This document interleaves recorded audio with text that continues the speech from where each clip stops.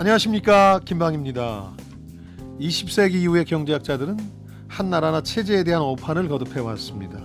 1960년대 서방 세계를 공포에 떨게 한 옛 소련이 20년 뒤에 붕괴할 거라고 예상한 사람은 없었습니다. 1970년대는 무한한 성장 잠재력이 있는 브라질을 선진국행 티켓을 이미 거머쥔 신흥 벼락부자로 여겼지만 50년 뒤에도 이 나라는 여전히 중진국에 머물러 있습니다. 1980년대 일본에 대한 경탄, 또 그 후의 추락은 우리가 다 아는 바고요.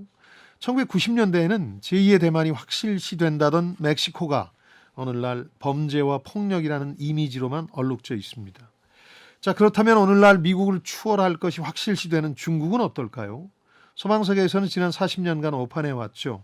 경제 발전에 따른 정치 민주화 요구로 엄청난 내부 분열과 혼란을 겪을 것이란 황화, 옐로우 셔크 시나리오가 유행했습니다. 그러나 1989년 천안문 사태라는 잠깐의 예를 제외하면 그런 일은 벌어지지 않았습니다.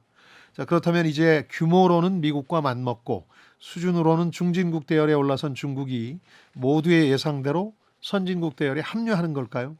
그에 따라 차이나 모델 혹은 관리 자본주의나 권위주의 모델이라는 중국만의 경제 성장 방식을 세계가 계속 주목하게 될까요? 이런 모두의 예측을 비웃는 전망이 있습니다.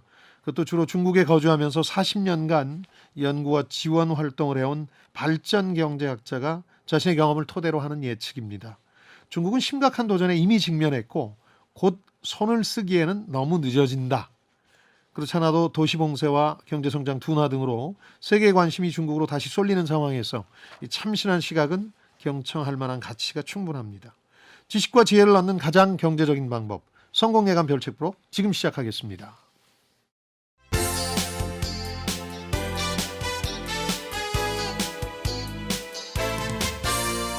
KBS 1라디오 성공예감 김방희입니다. 자, 별책 부록의 책 읽어주는 남자 김방입니다. 별님 씨 모시겠습니다. 네, 안녕하세요. 별책 부록에서 별을 맡고 있는 광명수입니다. 반갑습니다. 2022년의 봄이 어떻게 지나갔는지 모르게 벌써 5월이 됐네요. 5월 첫째 주 주말은 세계 웃음의 날. 모두 웃으세요. 웃으면 복이 와요. 이런 날도 있군요. 세계 그러게요. 웃음의 날. 처음 알았습니다. 네, 저도 처음 들었는데 웃으시죠? 웃긴 얘기죠. 라디오 청취자, 유튜브 시청자분들이 보내주신 댓글 먼저 보겠습니다. 네, 샵 9730 KBS 콩 그리고 유튜브를 통해서 많은 의견 주셨습니다. 오마하의 현인 워렌 버핏을 비롯해 월스트리트 거인들이 신뢰하는 투자 철학자 하워드 막스가 쓴 투자에 대한 생각 함께 읽어봤는데요. 먼저 배일구님. 자신만의 생각을 가지는 건 정말이지 너무 힘듭니다. 조금만 생각대로 되지 않으면 금세 흔들리고 있는 저를 볼 수 있거든요.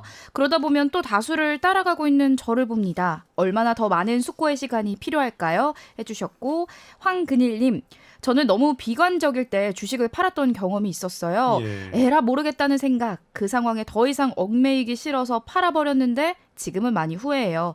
모든 것에는 공부해야 하는 시기와 실전이 필요합니다. 해주셨고요. 문종수님. 경험이라는 건 결국 손실을 감내해야 하는 건가요? 라고 질문도 주셨습니다. 하워드 막스도 얘기했고 저도 동의하지만 경험이 축적돼 있어야 된다. 여기선 당연히 실패의 경험도 포함될 테고 손실의 경험도 포함되겠지만 포함 꼭 돼야 된다는 건 아닙니다. 네. 예를 들어서 아주 신중하게 투자해서 손실 경험이 많지 않다. 그러면 좋은 거죠. 네. 근데 다만 경험 자체는 축적돼 있어야 되는데 어느 정도가 되면 축적돼서 흔들리지 않을 수 있느냐, 다른 사람과 다른 생각을 할 수 있느냐, 이런 정도면 됐다 싶습니다. 어떤 거냐면요, 장이 많이 안 좋아지면 네. 이제 많은 사람들이 탐욕의 시간을 보내고 이제 공포의 시간이 왔다. 그래서 기다려진다. 이제 저점 매수의 기회가 나한테 다가오고 있구나. 이런 느낌을 가지면 경험이 충분히 축적돼서 그야말로 자신만의 투자 철학을 역발상 투자를 할 수 있는 상황까지 된 겁니다. 그리고 손실과 관련해서 제가 드리고 싶은 말씀은 포트폴리오 전반은 아니더라도 일부 종목 도저히 가능성 없이 속절없이 추락만 하는 종목은 과감하게 버리고 네. 다른 기회를 찾는 것도 괜찮다는 생각이거든요. 저는 개인적으로는 30%라는 손실 하한선을 정해두고 있습니다. 나중에 물론 반등할 수도 있겠지만 그 종목 자체의 가치가 제5판이었다는 게 확인되는 걸 30% 정도의 주가 하락으로 보는데 네. 그럼 미련 없이 버립니다. 30% 손실을 봤다 하면 그냥 바로 예, 그런 결정을 내리시는군요. 결정을 내리는데 그 기업에 대해서 제가 오판했다는 분명한 확신이 드는 상황이 오면 지금까지 한 30년 하면서 그런 경우가 딱 한 번 있었던 것 같아요. 네. 알겠습니다. 자, 그리고 정진권님, 투자를 하려면 생각, 마인드를 바꿔야 합니다. 저점에 사서 고점에 팔아야 한다는 생각, 남들보다 싸게 사야 된다는 생각, 적자 기업이 흑자 기업 된다는 생각, 반토막난 주가가 저렴하다는 생각, 객관적이 아닌 주관적 입장 고수하면 안 됩니다. 명언인데요. 예. 그리고 김경숙님, 투자는 처음부터 끝까지 심리라는 말이 맞겠네요. 이현식님, 여윳돈으로 해야죠. 그래야 일희일비가 없습니다. 해주셨는데 소장님께서 생각하는 투자란 무엇일까요? 저희 청취자 한 분이 네. 애프터 서비스에 질문을 주셨는데 아들이 주식 투자를 하려고 그래서 말리려고 그런다. 네. 근데 만약 굳이 하겠다면 어떻게 시킬 거냐 하는 질문을 주셔서 오, 네네. 제가 그 당시도 잠깐 말씀드렸지만 덧붙여서 몇 가지 더 말씀드리고 싶은데 하나는 여유 자금이라는 표현이 등장하는데 이게 어디까지가 여유 자금이냐 저는 구체적으로 정의하는데 원금의 30% 정도를 잃어도 30%가 자주 등장하네요. 오늘. 네, 그러게요. 잃어도 크게 상심하지 않을 돈입니다. 사람마다 그 돈의 규모나 수준이 다르겠죠. 네, 원금 자체가 아니라 원금의 그렇습니다. 30%. 그렇습니다. 네. 그리고 즐기면서 공부할 수 있어야 된다. 즐긴다는 건 취향 문제죠. 성향 문제죠. 네. 즐길 수 없는 분들이 있습니다. 밤잠 못 자고. 그러면 하면 안 됩니다. 가슴이 콩닥콩닥거리고요. 그렇죠. 네. 그다음 공부를 하라는 얘기는 거듭 말씀드리기 때문에 의미가 없는데 이 즐기면서 공부를 하기 위한 대전제가 가상 투자라는 걸 젊은 세대는 해볼 필요가 있어요. 네. 내가 여기에 적합한가? 물론 진짜 돈이 걸리지 않았기 때문에 아까 말씀드린 것처럼 막 그 불안감이나 이런 걸 경험하지는 않으시겠지만 가상의 투자를 한 달간 해보는 겁니다. 내가 100만 원을 이 종목 혹은 이 종목에 투자한다고 생각하고 매일 주가가 나오니까 네. 내가 얼마를 잃는지를 확인할 수 있거든요. 혹은 따는지를. 네. 이런 게 공부하면서 하는 투자의 원형이거든요. 그리고 나서 실제 소액으로 시작하면 훨씬 더 어떤 즐기면서 공부하는 투자에 가까워집니다. 네. 그리고 지금이 그런 시기가 아닌가 싶어요. 장이 안 좋을 때, 약세장일 때 즐기면서 공부하다가 가상 투자를 하다가 약세장의 거의 끝 무렵에 실전 투자를 하면 됩니다. 네. 그러면 큰 낭패를 보지는 않는데요. 예, 많은 환경적인 요건이 그렇게 두질 않죠. 이런 방식으로 좀 추천을 해 그렇습니다. 주시겠다고 말씀을 해 주셨는데 예. 이어서 8581번님께서 정말 궁금해서 여쭤봅니다. 주식 투자의 최소 금액은 얼마부터 해야 될까요? 정말 최소 금액이 얼마인지 알고 투자를 하면 욕심 없이 용기를 낼 것 같거든요. 해주셨는데 예. 이런 게 진짜 애매한 것 같아요. 사람마다 좀 다르니까요. 그렇죠. 근데 그 8581번님이 생각하시기에 내가 30% 정도 잃어도 네. 끄떡 없을 만한 원금 규모가 얼마나 될까요? 그게 어떤 사람한테는 1,000만 원일 수 있고 100만 원일 수 있고 네. 그렇죠. 그게 뭐 벌이의 몇 %이기보다는 사람마다 그러면, 예, 심리적으로도 사람마다 다른데 다르니까요. 그리고 그 돈을 30% 까먹어도 야 이거 내 생활에 지장이 있다 싶은 상황이 있잖아요. 네. 근데 그렇지 않은 사람들도 있으니까 규모는 그에 따라 결정될 거라고 네. 생각해요. 그냥 심리적으로 판단했을 때 그렇습니다. 잃어도 된다라고 생각하는 정도로 그렇죠. 지금 시작을 내가 하시면 한 되겠네요.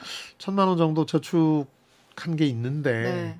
이걸 투자해서 만약에 한 30% 잃는다고 생각했을 때 억울해야 하겠지만 그래도 견딜만 하고 별 문제 없겠네. 네. 그러면 그 돈이 최소 금액이 되는 거겠죠. 마음을 좀 단단하게 먹어야 투자를 할 수 있을 것 같다는 생각도 들고요. 예. 또 2032번님 가치와 가격의 개념을 새롭게 생각하는 계기가 되었습니다. 가격이 합리화 분석, 통계에 치우친 거라면 가치는 여기에 시장의 심리적 요소, 수익의 요소가 더욱 강하게 반영된 개념이라는 생각이 드는데요. 맞나요? 해주셨습니다. 거꾸로인데요. 가치는 네. 재무 분석을 통해서 그 기업이 얼마만한 영업이익을 미래에 낼 수 있느냐 하는 분석을 하는 거고요. 네. 가격은 시장에서 거래되는 그러니까 아마도 사람 대중들의 그런 비합리적인 면이 다 어우러진 심리적 결과가 합쳐진 거니까 가격과 가치의 괴리를 보는 거죠. 네. 그러니까 예를 들어서 가치의 가장 대표적인 지수가 PER이라고 불리는 주가 수익 비율이거든요. 이건 한 주당 내는 이익의 몇 배로 주가가 형성되어 있느냐를 보는 거거든요. 네. 그러니까 PER이 낮다 그러면 상당히 그 가치에 비해서 저평가된 거거든요. 그렇죠. 현재 주가가. 그게 괴리입니다. 이 괴리를 보고 가격이 극단적으로 위나 아래로 가기 때문에 가치에서 많이 멀어지면 저점 매수의 기회가 될 수 있는 거죠. 네. 너무 올라갔다 싶으면 팔고 떠나야 되는 거고. 이걸 계속 얘기하는데 그 워렌 버핏 같은 사람은 여기에 한 가지 더 개념을 보태죠. 안전 마진이라 그래서 세이프티 마진이라는 건데, 그러니까 실제 지금 시장에서 내가 사고 나서 떨어져도 가격이 떨어져도 가치보다는 위면은 안전 마진이 높으면 네. 뭐 20-30%가 되면 이 정도 손실을 감수할 수 있는 거거든요. 나중에 그 가치로 회귀하게 되니까. 그래서 가치와 가격을 구분하는 게 상당히 그 장기 투자의 중요한 공부입니다. 이어서 오늘의 주제로 넘어갑니다. 이풀기 토크. 네, 지난 30년간 급속한 경제 성장을 이룬 중국. 하지만 점차 과거의 성장 동력을 잃기 시작했습니다. 무엇이 중국의 지속적 성장을 가로막는지 중국 경제를 연구해온 스콧 로젤, 레털리 해리슨, 보이지 않는 중국, 오늘 함께 읽어볼 책인데요. 예. 중국 경제에 대한 전망에 관한 책이 굉장히 많잖아요. 중국 책 굉장히 많아요. 굉장히 많은데 이 예. 책은 또 대단히 독특한 위상을 또 가지고 그렇습니다. 있습니다. 그 이번 주 성공 예감에서 중국을 주목하는 이유는 중국이 단기적으로 굉장한 코로나 도시 봉쇄와 경제 성장 위축이라는 우려도 있지만 뭐 장기적으로 중국이라는 변수가 하반기에는 꽤 글로벌 경제나 금융시장을 움직이겠다 싶어서 네. 이번 주 본 방송에서 단기적인 얘기들을 했고, 지금 오늘 이 책은 중국의 장기적인 미래와 관련된 책인데 두 가지 면에서 독특한데요. 하나는 중국 경제를 전망하는 사람들이 대부분 매크로 이코노미스트라고 불리는 사람들인데 별로 그 중국에 대한 공부를 많이 해도 중국에 대한 경험 자체가 많지는 네. 않아요. 그러니까 멀리서 넓게 보는 거죠. 크게 보는 거죠. 근데 이 저자가 독특한 인물인데, 저자는 2006년에 중국 농촌 교육 지원 사업이라고 하는 REAP, REAP이라고 그러는데 도약하다 이런 농촌 교육 실행 프로그램을 기획하고 이걸 이끌어온 학자입니다. 스탠퍼드대의 연구원과 교수를 겸임하고 있는데, 일반적인 경제학자하고 달리 발전 경제학자로 중국에 가서 살아요. 중국에서 연구를 실제 진행하고 프로그램도 그렇게 운영을 해온 사람이기 때문에 굉장히 구체적인 현장과 인물들도 등장합니다. 네. 물론 이름이야 좀 바꿔서 썼겠지만요. 특히 이 중국에서도 낙후한 서남부 농촌 지역, 우리가 중국의 대표 도시들 하면 이 해안지대, 뭐 상해를 중심으로 해서 많이 떠올리시겠지만 여기하고 완전히 다른 보이지 않는 중국이 서남부 내륙 지역에 있거든요. 이 지역 농촌 지역에서 그 실상을 들여다본 경험을 얘기하는 겁니다.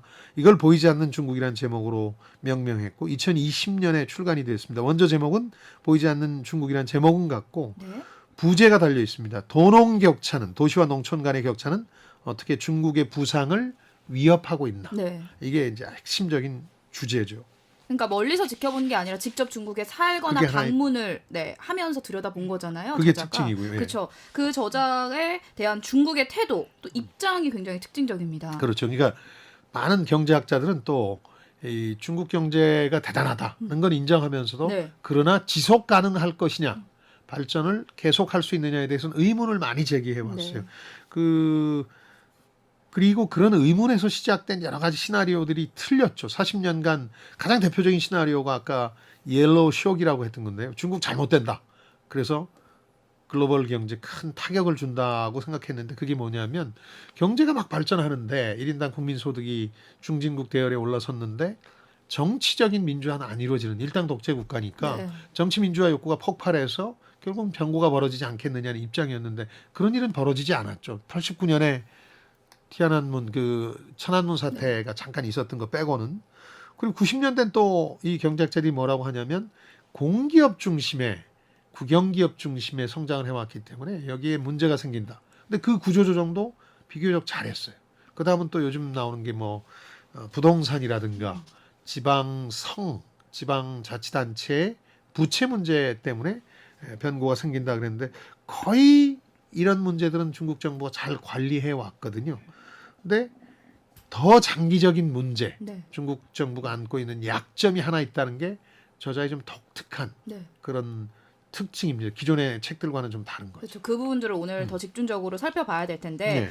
다만 이 저자가 대표적인 친중파예요. 그래서 그 주장을 우리가 좀 더 잘 걸러서 봐야 되지 않을까라는 생각도 좀 그런 들거든요. 면도 좀 있어요. 그러니까 이 저자는 중국이 잘못되는 걸 서방이 즐겨서는 안 된다고 보는 겁니다. 네. 실제로 중국의 이 경제 비중이 글로벌 경제에서 워낙 커져서요. 무역 대상국으로는 이미 미국을 앞질렀어요. 더 많아요. 물론 규모 면에서는 미국보다 아직 조금 뒤쳐져 있지만 네. 그러니까 중국이 잘 되는 게 대단히 중요하다. 글로벌 경제, 세계를 위해서. 네. 이런 입장이에요. 그러니까 지금 미국 내 메인스트림 주류 경제학자를 포함해서 정치학자들, 사회과학자들은 중국 경계론 내지는 중국 위협론이거든요. 중국이 너무 빨리 우리를 따라잡아서 어떻게든 견제해야 돼. 그 위협을 없애기 위해서 뭐든 해야 돼 하는 건데 그게 아닙니다. 여기는 오히려 중국이 사는 게 미국을 포함해서 세계에도 중요하다. 그런 네. 입장이니까 독특한 거죠. 네. 그리고 또 책 제목이 보이지 않는 중국입니다.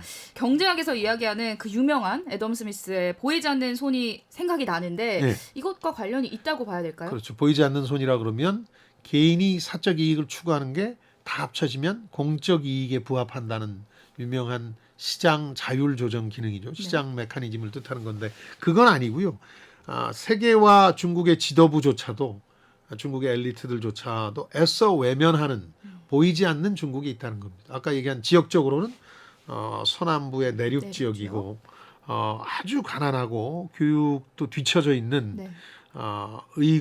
보건 의료 같은 쪽도 뒤처져 있는 보이지 않는 중국이 있다는 얘기를 한 거고요. 그러다 보니까 자기가 현지에서 경험한 거 또 이런 분석한 것들이 책에 다수 포함되어 있습니다. 네. 특히 저자가 이 책 쓰면서 가장 염두에 둔 책 한 권이 있는데 마이클 해링턴이라는 사람이 1962년에 썼던 디어 더 아메리카라고 또 다른 미국 이런 책이 있었어요. 이때 이 저자가 방송 진행자기도 했고 또 학자였는데 민주적 사회주의자를 자처했던 인물이에요. 미국이 막 번영의 세기를 맞았다 하고 1960년대 그야말로 환호하고 있을 때 네.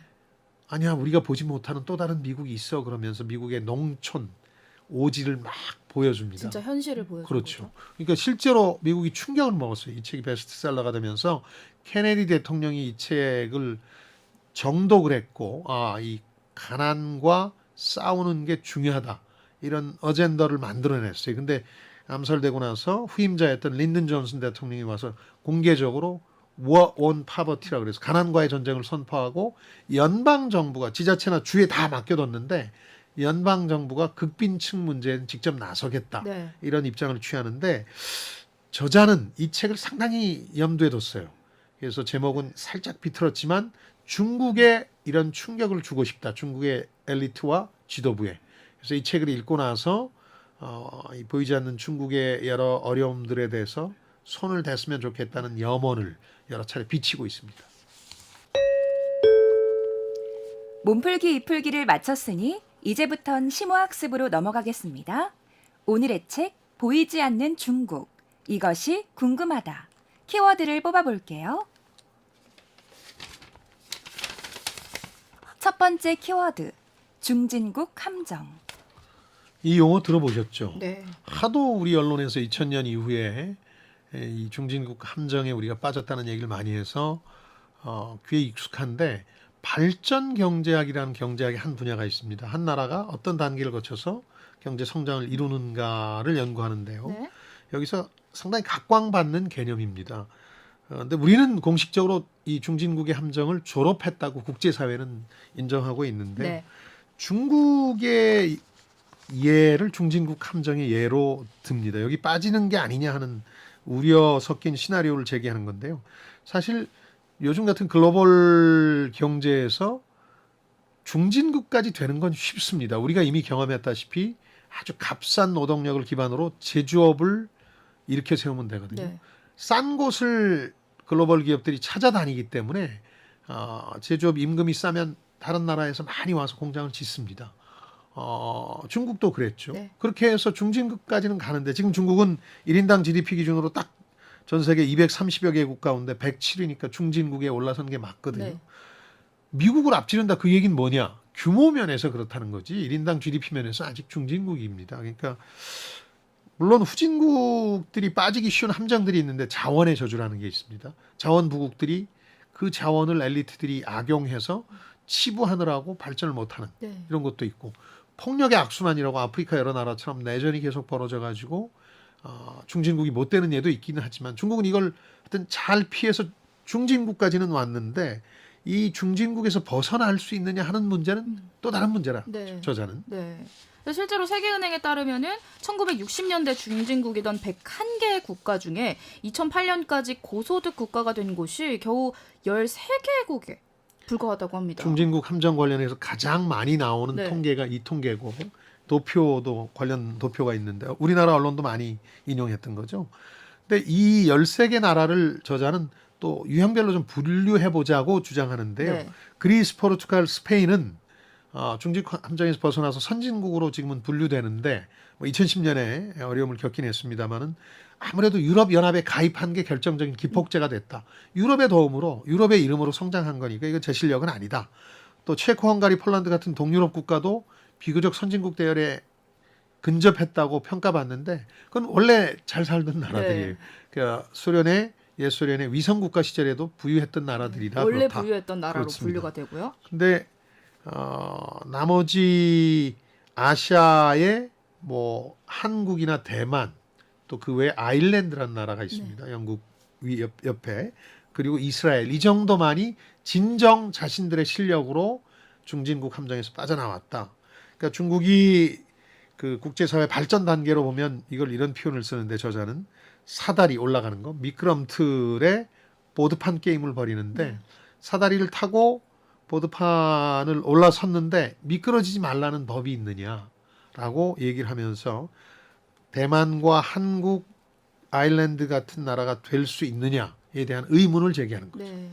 그러니까 중국 같은 경우는 저임금 산업이라고 해서 값싼 노동력으로 계속해서 발전을 한 거잖아요. 예. 근데 이 저임금 산업뿐만 아니라 첨단 기술이나 부가가치 높은 산업으로 좀 빠르게 나아가고 있기 때문에 예. 미국의 집중 견제를 받은 게 아닐까 이런 생각도 그런 들거든요. 면이 있습니다. 그 저자의 책에는 그런 면은 많이 부각돼 있지는 않은데 다만 그 말씀하신 게 이제 제조업 굴기라는 거거든요. 네. 2015년에 우리로 치면 정부 국무원에서 발표해서 한 단계 더 높이겠다. 중국도 문제의식은 있는 거죠. 이제 싼 임금만으로 성장을 지속하기엔 한계에 봉착했다는 걸 2015년에 알고 제조업을 한 단계 더 올려놓는 구조조정을 선언하게 되는데요. 네. 물론 뭐 미국 입장에서는 견제를 하면서 지금 약간 어려움이 생기긴 했지만 저자의 주장은 그걸 모르는 게 아니라 그걸 굉장히 뭐 자세히 써놓지 않은 이유가 이걸 뒷받침할 만한 여건이 과연 되느냐. 특히 인력 구조 면에서 인적 자원 부분에서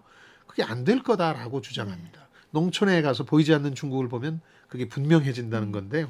그러니까 교육이 안 돼 있다는 겁니다. 네. 한마디로 얘기하면 한국이나 대만은 교육이 중진국 시절부터 잘 돼 있었다. 그러니까 한국 대학 진학률이 세계 최고였던 시절에는 90%를 넘어섰거든요. 다 대학을 가는 거예요. 네. 근데 지금 보면 중국은 대학 교육을 받는 사람 고사하고 고등학교 진학률조차도 50%가 안 되니까 고부가가치 산업으로 가기가 어렵다. 한국하고 대만처럼. 그런 면에서 교육 시스템의 문제를 제기하는 겁니다. 지금 어떤 고등학교까지를 졸업해야 새로운 환경 변화, 뭐 4차 산업혁명이나 기술 변화에 적응할 수 있는데 그런 인구의 비중이 너무 적다는 거예요. 근데 대만과 한국은 그런 인구가 워낙 선진국 되기 전부터 많이 있었기 때문에 쉽게 사다리를 한 단계 건너뛸 수 있었는데 중국은 불가능할 것이다. 이렇게 얘기하는 거죠. 그래서 살펴보면은 중진국 졸업국인 우리나라나 대만, 아일랜드 등은 고등학교 진학률 면에서 주요 고소득 국가랑 비슷한 모습을 보이고 있었어요. 아마 우리 교육열 같은 것 때문일 텐데요. 선진국하고 비슷한 수준이었어요. 네. 심지어 대학 진학률은 지금 좀 떨어졌습니다만은 선진국보다 높았어요. 우리는. 최고였죠. 네. 그렇죠. 그러다 보니까 그 중진국을 벗어나기 전부터 한국과 대만은 교육 수준이 높은 풍부한 인적 자원을 갖고 있었는데 중국은 지금 고등학교까지 마친 사람의 비중이 노동 인구 가운데 10명 중에 3명밖에 안 된다는 거예요. 농촌 지역에 가면 고등학교 졸업한 사람이 거의 없다는 거예요. 그러다 보니까 1980년대 멕시코나 터키하고 비슷한데 이 나라들이 바로 중진국 함정에서 오늘날까지 벗어나지 못하고 있는 나라들이거든요. 그래서 중국 지도부는 공식적으로 이 발전 경제학의 중진국 함정이라는 표현을 못 쓰게 막았어요. 이게 불길한 예언같이 들리니까. 네. 그렇다고 해서 여기 안 빠지는 건 아니니까 저자는 중국 정부 입장에서는 좀 아픈 지적을 하는 거죠. 이어서 다음 키워드 뽑아볼게요. 두 번째 키워드, 제조기업 탈출과 1대1로. 그 중국 내 90년대부터 엄청나게 많은 글로벌 기업들의 자회사나 계열사들이 들어갔죠. 투자를 했죠. 근데 2005년경부터 임금이 빠르게 뛰고 또 중국 정부도 외자 기업들에 대해서 비교적 비우호적으로 바뀌면서 밀물처럼 빠져나오기 시작했어요. 그 중국 탈출 러시가 시작됐는데 이걸 미국에서 확인할 수 있는 길이 월마트라는 그 오프라인 매장에 가면 어느 나라인지 다 나와 있잖아요. 메이드인. 네. 2000년대 초반까지는 거의 대부분 메이드 인 차이나였는데 네. 지금은 다 이게 파키스탄, 베트남. 방글라데시, 네. 베트남 쪽으로 바뀌었다는 거죠. 우리도 유심히 보시면 옷 같은 것도 메이드 인 차이나에서 많이 바뀌었어요. 네. 이 나라들로. 그러니까 공장이 그쪽으로 간 거예요. 또 하나는 임금이 많이 뛰니까 자동화로 돌렸다. 그건 어떻게 알아볼 수 있냐면 지금 중국 산업용 로봇 최대 수요 국가입니다. 가장 많이 사들이는 전체 세계 산업용 로봇 시장의 30%를 중국이 차지할 정도니까 인력이 그 일자리를 구하기가 어려워지는 거예요. 지금 점점 더. 그래서 그 다음에 중국 정부가 머리를 쓴 게 고속도로 같은 인프라 짓는데 많이 했고 그것도 고속도로를 미국보다 더 많이 지었어요 지금. 그러다 보니까 뭘 할까 고민하다가 1대1로라는 유명한 대외 협력 프로젝트를 시작하거든요. 명분은 과거에 이 실크 로드를 재현한다는 건데 그건 명분이고 실제로는 남아도는 유후 잉여 노동력을 그쪽으로 돌리면서 자본도 대출해 주는 거예요. 예를 들어서 파키스탄이다 그러면 그 나라에 돈도 빌려주는데 그래서 공항을 짓자 혹은 항구를 건설하자고 하면서 대신 중국 인력을 써라 이렇게 얘기를 하는 거죠. 그래서 실제로 많은 나라들과 이 협력을 했는데 그 최근에는 오히려 굉장히 그 1대1로 프로젝트가 실패다 하는 평가도 나오고 있는 그런 상황이죠. 그러니까 굉장히 대규모고 장기 프로젝트인 거잖아요. 예. 어느 정도 실효성을 거뒀다라고 볼 수 있을까요? 실패라고 중국 정부가 인정할 수는 없겠죠. 시진핑의 대표적인 업적 중에 하나니까.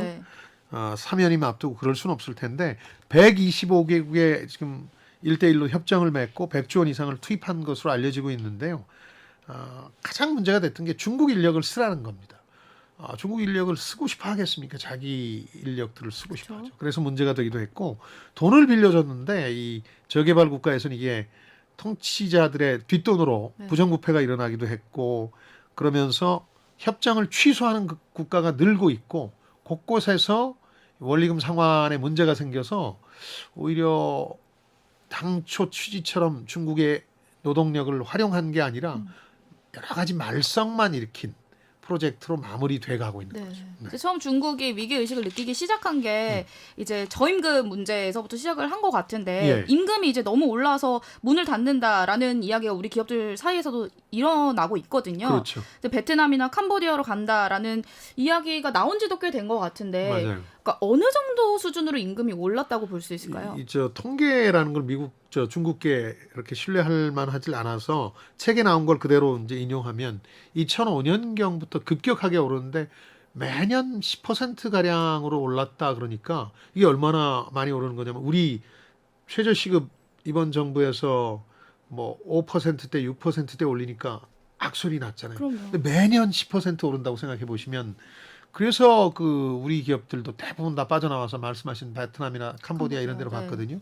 청도라는 도시를 제가 10년 단위별로 우연찮게 3차례 간 적이 있는데 2000년대 초반까지만 해도 한국 중소기업들이 너무 많이 진출해서 별장지대는 다 한국 기업주들 거다 하는 소문이 있었거든요. 근데 그 후 10년 후에 가보니까 한국 기업은 거의 없어졌어요. 야반도주 하는 기업까지 나타났을 정도거든요. 네. 그러니까 청산을 제대로 못해서 월급을 다 주지 못해서 그냥 밤에 몰래 그 기업가가 빠져나오는 일들까지 횡행했을 정도니까 임금이 정말 많이 올랐고요. 근데 더 흥미로운 건 인구 통계적으로 더 우려되는 상황이 벌어지고 있는데 중국 내에서는 계속 수요가 있으니까 노동력은 일자리를 완전히 갑자기 잃는 건 아니지 않습니까? 근데 출산율은 감소하고 노동시장에 새로 들어오는 사람보다 은퇴하는 사람은 늘어나고 이런 상황이다 보니까 임금은 계속 오를 수밖에 없는 상황이다. 이게 10년 동안 오르고 다시 가라앉는 건 없다. 임금이라는 게 원래 한번 올라가면 떨어지질 않아요. 네. 하방 경직적이라 그러는데 그래서 이제는 저임금 제조업으로 지금까지 성공해왔던 것처럼 성공할 수 없는 상황에 봉착하게 됐다는 거죠. 저자의 주장은. 그렇다면 이제 중국도 우리나라나 대만처럼 저임금 일자리에 만족을 해야 될 게 아니라 탈출을 해야 될 필요성이 있을 것 같은데요. 가장 저자가 대표적인 예로 든 게 대만의 예죠. 대만이 90년대 들어서 이런 저임 기반 제조업이 붕괴돼요. 나이키 같은 게 거기서 생산하다가 다 빠져나가 버리고 임금이 오르기 시작하니까. 네. 특히 중국이 훨씬 싼 임금을 그 당시에 내걸고 글로벌 기업들을 모으기 시작하니까 블랙홀처럼 빨아들였거든요. 대만에서 다 빠져나가서 중국으로 가버리니까 대만 경제가 공동화된다는 얘기를 할 정도였는데 대만은 그 위기의 순간에 업그레이드를 하죠. 경제 구조를 한 단계 더 올려놓는데 뭐 예를 들어서 공급망 향상이라고 하는데 아이폰 제조 국가가 된다든지 그다음 브랜드도 좋아졌어요.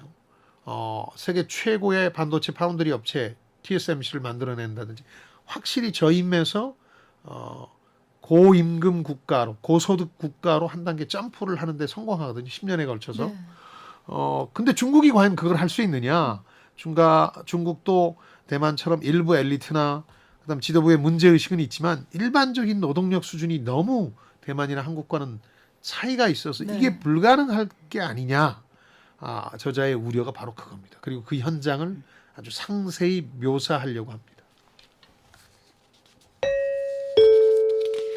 이어서 다음 키워드 뽑아볼게요. 세 번째 키워드, 비공식 경제. 그러니까 중국 노동력의 대부분, 열의 7명, 70%는 농촌 출신입니다. 농촌 출신이라는 게 무슨 의미가 있느냐. 우리나라도 농촌 출신이지만 다 도시에 와서 자기 일자리를 얻지 않느냐. 중국은 좀 얘기가 다른데 네. 후커우 제도라는 것 때문에 그건 잠시 후에 설명드리도록 하고 이 70명 정도가 대만이 했던 것처럼 경제 구조를 한 단계 더 위로 올라서게 할 능력이 없는 사람들이다. 그러니까 비숙련 상태다. 경제학 용어로는 그렇게 표현하는데 중학교 이하의 학력이고 네. 70%가 당장 한 2억에서 3억 명 정도의 구조적 실업자가 양산될 수밖에 없다. 저임 제조업 공장들은 사라지고 고소득 국가로서 이 사람들을 받아줄 새로운 일자리는 안 생겨나니까 저자가 이렇게 얘기합니다. 그래서 블루 칼라에서 화이트 칼라로 전향을 해야 되는데 그게 불가능하다. 중졸 정도 학력으로는.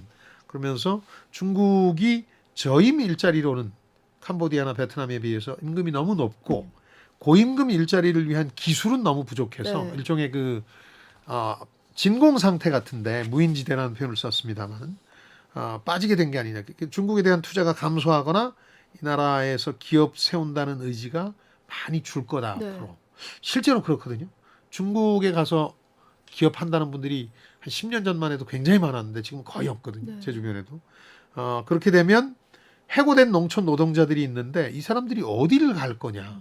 저임 일자리가 사라지면서 글로벌 기업들이 중국에서 떠나면서 이 사람들은 해고가 되는데 이미 현실화되고 네. 있는데 어디로 갈 거냐. 고향으로 돌아가진 않을 거다. 왜냐하면 고향 돌아가서 농사를 지면 경작 면적이 좁기 때문에 인구는 많기 때문에 근근히 절대 빈곤은 면할 정도지만 잘 살 수는 없기 때문에 네. 중산층으로 살 수는 없으니까 돌아가지 않는다. 그럼 이 사람들이 도시에 남아서 비공식적인 분야에서 일을 하려고 들 것이다. 네. 그게 이제 저자의 문제의식이죠. 책에서도 저자가 일자리를 잃은 청년이랑 이야기를 나누잖아요. 그러니까 그렇죠. 뭘 해야 될지 몰라서 고향으로 돌아왔지만 농사도 심지어 지을 줄 모른다라고 예. 이야기를 하고 있는데 예. 이게 단순히 가난해서 그치는 것이 아니라 뭐 불만과 무력감으로 인해서 범죄 또 폭력으로 이어진다는 게 굉장히 큰 사회적인 문제일 것 저자도 같아요. 그걸 걱정하는 네. 거죠. 실제로 보면 중국은 다른 나라와 달리 규율이 잘 잡혀서 범죄와 폭력이 없을 것 같지만 의외로 2억 명에서 3억 명의 잉여 인력이 생기면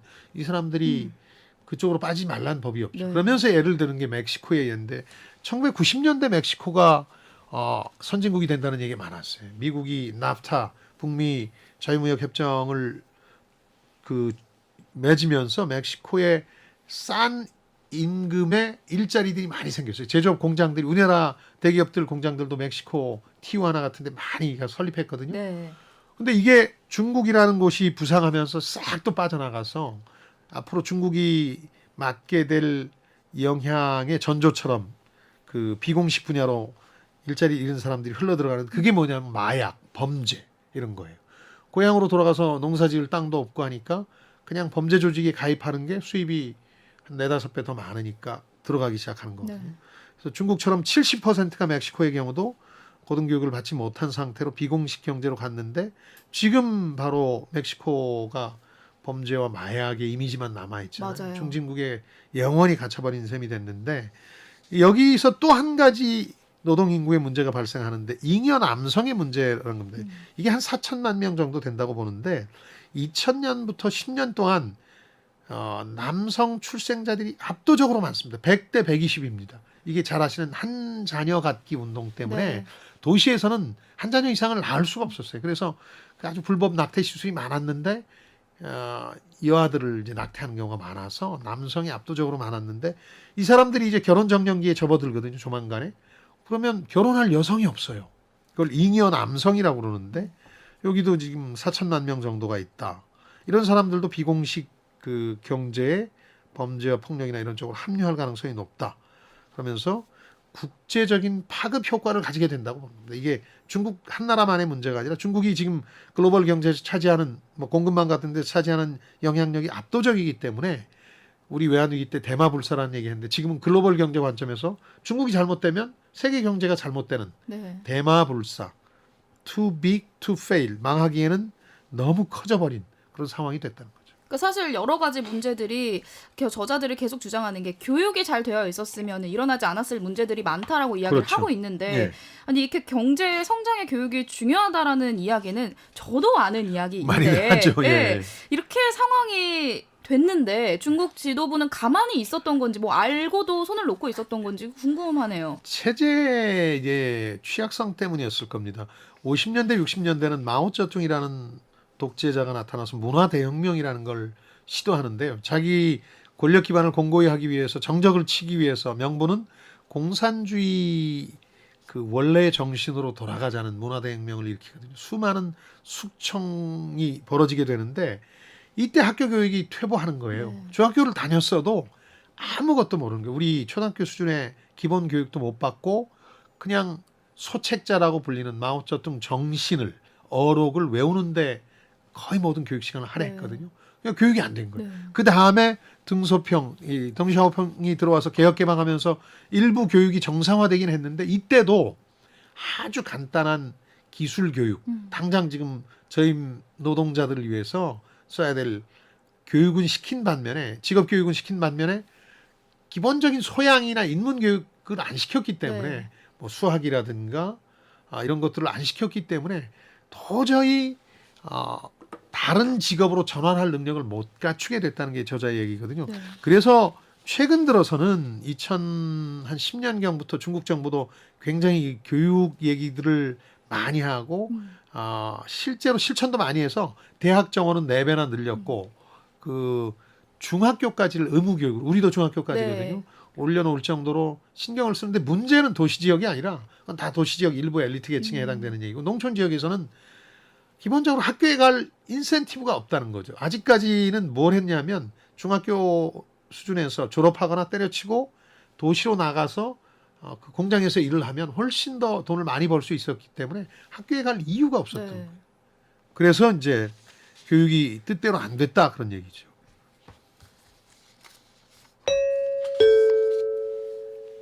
지금 여러분께서는 주말에만 만나는 성공예감 별책 부록을 듣고 계십니다. 오늘 들려드리는 책은 보이지 않는 중국입니다. 이어서 다음 키워드로 넘어갑니다. 네 번째 키워드, 감춰진 기아.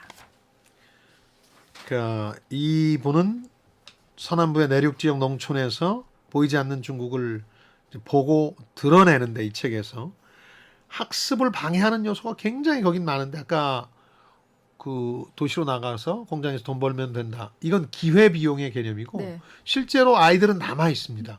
부모들이 아이를 낳고 자기 할머니 할아버지 손에 맡겨두고 떠나거든요. 일을 하러. 네, 일을 하러 떠나고 아이들은 거기서 나름대로 학교를 가긴 하는데 아주 큰 학습 방해 요소들이 있는데 저자가 꼽는 게 세 가지인데 하나는 빈혈, 영양의 불균형 때문에 벌어지는 건데 이걸 감춰진 기아라고 얘기하는데 빈혈이 일상적이고 네.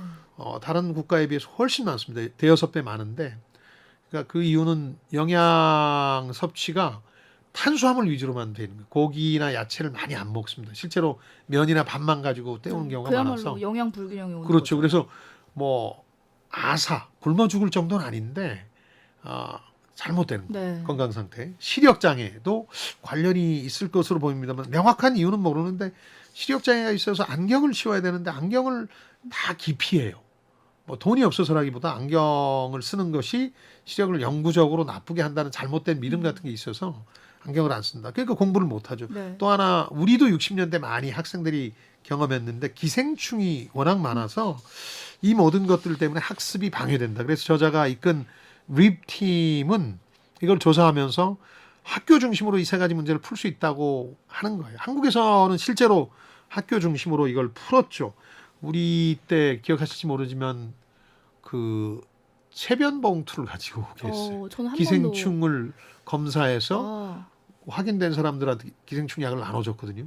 약간 학생으로서 치욕감을 느끼긴 했는데 결과적으로 기생충을 없애는 데는 크게 기여한 네. 건데 이런 것들을 이제 중국에서 하는 거죠. 그래서 모교, 스탠포드 대학하고 동창들 지원으로 중국 농촌 지역의 교육과 의료 보건을 돕는 일을 하는데 그러다 보니까 유학이 학교도 문제지만 유아의 인지 학습 능력이 너무 뒤처지는 게 문제라는 지적을 하거든요. 부모가 대부분 없다 보니까 네. 부모하고 상호작용을 통해서 아이들이 인지 능력이 좋아지는데 한 50% 이상이 선진국 그 지능의 평균 이하라는 거예요. 예. 부모가 아니라 조부모 손에 자라니까 네. 이걸 유수 아동이라고 그러는데 중국에서는 남겨줘서 조부모들이 가두어 놓은 아이들 뭐 이런 뜻 정도가 되는데 6천만 명입니다. 이게 무려. 이 아이들이 이제 20년 후에 노동시장에 참여할 텐데 과연 정상적으로 일자리에서 요구하는 능력을 따라잡을 수 있느냐. 요즘은 특히 인지학 쪽에서 아이 때 유아 때 부모와의 상호작용이 어땠느냐가 굉장히 중요하다. 맞아요. 학업 성취 같은 거에 이런 얘기를 하는데 이게 전혀 없기 때문에 이게 또 장기적으로는 상당히 위협 요인이 될 거라고 보는 거죠. 아까 소장님께서 잠시 언급을 해주셨는데 그 중에 이제 후커우 제도가 이때 나오게 되는데 그렇죠. 정부가 국민들의 거주지 이전을 효과적으로 통제하기 위해서 만든 거라고 하는데 솔직히 납득은 잘 되지 않았어요. 그렇죠. 그러니까 우리나라는 저희 세대 예로 들어보면 초등학교 때부터 유학이라는 게 있었어요. 네. 초등학교 지역에 가서 공부하기 위해서 아이가 물론 부모들이 와서 도와주셨지만 방을 얻어서 공부를 했거든요. 맞습니다. 중국은 원천적으로 불가능합니다. 그게. 후커우 호구 제도입니다. 우리 호구 제도인데 1950년대 그 인민 통제 방식으로 이게 도입돼서 자기 출생지를 벗어날 수 없어요. 교육과 일자리는 풀려서 이제 농촌 지역에서 도시로 가는데 공교육은 그러니까 공립학교에 가고 싶으면 자기 고향에서만 갈 수 있어요. 무조건. 예. 네. 90년에 이제 중국이 문을 살짝 열었을 때 개방의 신호 우리 국교 수교 전에 중국을 갈 기회가 있었는데 너무 놀란 게 거주 이동의 자유가 그 당시는 심지어 직장 일자리도 못 구해서 네. 제한돼 있다는데 놀랬거든요. 그러니까 자기 태어난 곳에서만 사는 사람이 대부분인 거예요. 물론 그 후에 도시로 일자리를 찾아 떠나긴 했지만 아이들의 경우는 그곳에서만 자라고 교육을 받아야 되니까 네. 이 상당히 희한한 제도죠. 저자는 비판적인데 어떻게까지 비판하냐면 인도의 카스트 제도를 법으로 인정하고 장려하는 꼴이다 이렇게 얘기하거든요. 그만큼 말이 안 된다. 그렇죠. 그러니까 농촌에서 태어나면 그 아주 학업의 질이 낮은 중학교에 갈 수밖에 없고 거기서 제대로 된 교육을 못 받고 저임금 네. 일자리밖에 종사를 못 하니까 일종의 신분이 딱 나뉘어버리고 네. 도시로 나오지 못하면 그래서 이제 저자는 이 제도를 네. 풀어야 된다라고 그렇죠. 주장을 하고 있는 거잖아요. 그러니까 교육을 받기 위해서 도시로 나올 수 있도록 하자. 우리가 6, 70년대 경험했던 것처럼 의지만 있으면 열정만 있으면 도시로 나와서 어디서든 좋은 학교에 가서 양질의 교육을 받을 수 있게 하자. 그렇게 되면 지금 노동력의 문제가 많이 풀리는데 저자는 그러기에도 이미 너무 늦었다. 이게 12년이 걸리지 않습니까? 저 고등학교를 졸업할 그렇죠. 때까지. 그러니까 어떻게 보면 이전 세대 지금 노동 인구의 주축 중에 3분의 2는 아까 말씀드린 교육이 처참했던 마오쩌둥이나 덩샤오핑 시대에 살았기 때문에 이미 늦은 감도 없지 않아 있다. 이렇게 주장하는 겁니다. 이어서 다음 키워드 뽑아볼게요. 마지막 키워드. 중국의 불균형 시나리오. 저자가 책에서 후커우 제도 말고도 몇 가지 의미 있는 지적을 하는데요. 이게 중국 경제와 관련해서 늘 나오는 문제입니다. 생각보다 중앙 집권적인 것 같은데 중국이 뭐 당이 다 하는 것 같잖아요. 네. 근데 지방으로 내려갈수록 지방 정부의 힘이 꽤 커요. 네. 특히 교육이나 보건, 의료 같은 중대한 문제는 다 지방이 알아서 하거든요. 근데 지방은 세원이 없어서 거기 신경을 많이 못 써요. 그러니까 저자는 계속해서 이 교육, 보건, 의료 같은 건 미국이 가난과의 전쟁에서 했듯이 중앙 정부가 맡아서 해라. 네. 그러면 많은 문제가 풀릴 거다 하는 지적도 하고요. 세 번째는 이 지방 성의 리더들을 성장률로만 판단하는데 이거 갖고는 안 된다. 지금 이런 교육이나 보건, 의료 쪽에 전반적인 개선을 하기 위해서는 그 리더십을 평가하는 기준이 달라진다는 지적을 하고요. 만약 이게 안 돼서 잘못된다. 그런 시나리오를 한번 저자가 이제 제시하는데요. 네. 물론 최선의 시나리오는 조금 덜컹거리긴 하지만 극복하는 거겠죠. 근데 그럼에도 불구하고 이미 늦은 감이 있어서 2035년쯤 돼야 노동 인구의 고등학교 진학률이 42% 정도 될 거다. 근데 중진국 함정을 졸업한 아까 예로 든 한국이나 대만, 뭐 이스라엘, 아일랜드 같은 나라들은 다 50%가 넘었거든요. 네. 고등학교 진학률이 50% 미만으로 중진국 함정 졸업한 나라가 없다. 근데 35년이 돼야 45%니까 너무 늦은 감이 있잖아요. 그렇죠. 성장은 좀 둔화되고 실업률도 증가할 거다. 더 나쁜 시나리오는 성장이 급속히 둔화되고 실업률이 아주 빠르게 증가해서 아까 비공식 분야가 증가하는 사회적 문제가 심각해지는 거다. 근데 이때 더 나쁜 상황이 발생할 수 있는 게 중국 지도부 입장에선 분노와 불만이 표출되면 어떡합니까? 그걸 외부로 돌려야 되거든요. 지금 러시아가 보여주듯이 네. 아주 민족주의적인 성향으로 돌변할 거다. 그래서 대외의 적을 만들 가능성이 있다는 거죠. 영토 분쟁 벌이는 일본하고의 지역 간 분쟁이라든가 혹은 대만 침공 같은 걸로 사회 문제가 될 수 있다. 이거보다 더 큰 재앙적 시나리오라고 최악의 시나리오는 뭐냐.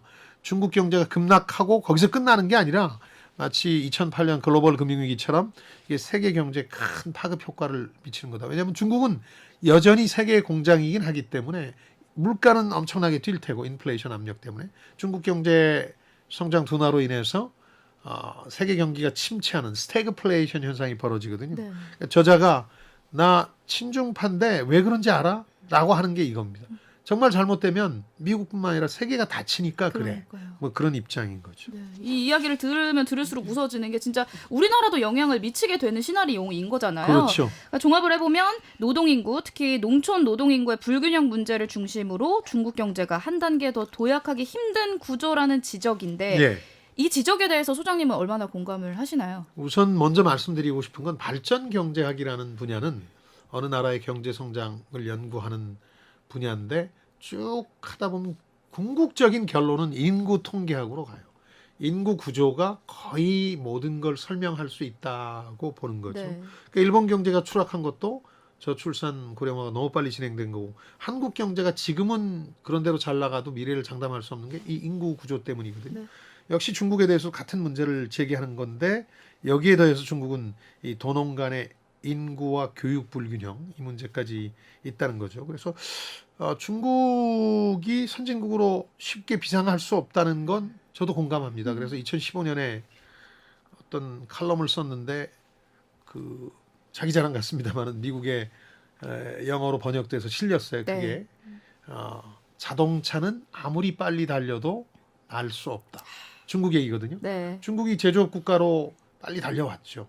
속도를 더 내고 싶어도 날 수는 없다. 한 단계 더 도약하는 건 별개의 문제다. 네. 이런 생각인데 다만 그 인구 통계학이 우려하는 바는 서서히 경제에 영향을 미칩니다. 네. 한 10여 년에 걸쳐서 영향을 미치기 때문에 중국 10년 후에 우려되는 시나리오라고 이 책을 이해하시면 될 테고 지금 당장은 그 도시봉쇄라든가 경기의 급격한 둔화 때문에 벌어지는 중국 경제 시나리오가 더 두렵습니다. 상반기 우크라이나 사태가 악재였다면 하반기 최대 악재로 꼽을 만한 건 역시 중국 경제의 둔화. 단기적으로는 이게 더 두렵다는 겁니다. 그러나 10년 후를 생각하면 저자의 경고가 결코 허튼 소리는 아니겠죠. AI가 선정한 심쿵 한방. 오늘의 책 보이지 않는 중국을 관통하는 핵심 구절. 한방에 정리해드립니다. 중국의 급격한 부상 뒤에는 엄청난 약점이 숨어 있다. 그것이 이제 막 드러나고 있다. 그 약점을 지적하는 목소리는 많았죠. 네. 근데 그동안 가장 많은 비중을 차지했던 게 정치적 민주화에 대한 대중의 욕구가 커질 거다였는데 현실화되지 않았어요. 그 이유를 저는 이렇게 봅니다. 중국은 워낙 오랫동안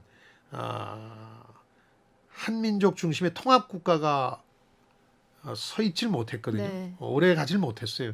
그러니까 전국 통일에 대한 어떤 열망이 하나 있을 테고 그렇게만 된다면 뭐 일당 독재나 이런 정치적 비민주성, 권위주의 같은 걸 수용하겠다는 면도 있을 테고 그보다 더 큰 이유는 경제적으로 번영만 하게 해달라. 정치적인 부분은 대중들이 좀 양보할 수 있다. 이런 입장도 있었던 네. 것 같아요. 그런데 만약에 경제 문제가 생기면 어떻게 될까요? 그야말로 중국 변고가 생기게 되는데 그 경제 문제를 한 10년간의 발전 단계의 틀로 본 게 이 책이라는 거죠. 네. 당장도 만약 중국 경제 변고가 생기면 문제가 될 수 있으니까 그거는 우리가 예의주시해야 되는 바고요. 그래서 중국 경제와 중국에 대한 새로운 시선의 관점에서 이 책을 읽어주시면 좋겠고요. 얼마나 이걸 동의하실지 여부는 각자의 몫입니다. 그러나 중국 경제에 관심이 있는 분이라면 꼭 한번 읽어봐야 될 필독서입니다. 다음 주 책이 도착했습니다. 네, 자신은 꽤 합리적이고 체계적인 사람이라고 생각하지만 의외로 잘못된 결과로 이어질 때가 많습니다.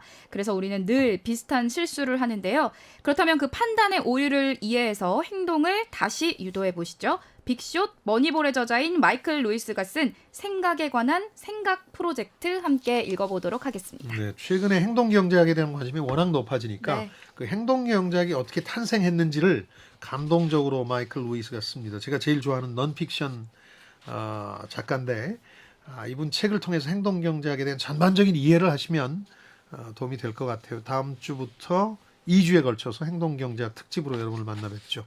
한층 더 강한 지적 게임으로 돌아올 성공 예감 별책 부록 다음 주에도 기대해 주시고요. 네, 유튜브 별책 부록과 김방희 TV 그리고 팟빵을 통해서도 다시 들으실 수 있습니다. 댓글이나 의견 많이 남겨주세요. 네, 책을 통해 세대 간 소통과 공감을 나누는 시간 성공 예감 별책 부록. 저희는 다음 주말에 다시 찾아뵙겠습니다. 별의별 이야기를 책을 통해 나누는 별책 부록 다음 주에 다음 주에 만나요.